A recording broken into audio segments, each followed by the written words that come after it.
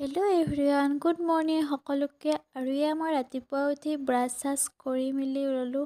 আৰু যিহেতু আজি মই কলেজত যোৱা নাছিলোঁ, তাৰ কাৰণে অকণমান মুখখনে কিবা এটা ভাল হেল্ডি ঘঁহিম বুলি কিছুমান কিবা কিবি প্ৰডাক্ট লৈ ঘঁহি দিলোঁ। তাৰপিছত এয়া চোৱা, মোৰ স্কিনটো ধুনীয়া হৈ উঠিছে।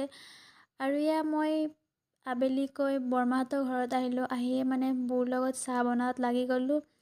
কাৰণ মানুহ আছিল বহুতো, তো বৌক অলপমান হেল্প কৰি দিলোঁ চাহ বনোৱাত। বৌয়ে পিঠা বনাই আছিল, তো ময়ো অলপ চাহ বনাই লাগি দিলোঁ।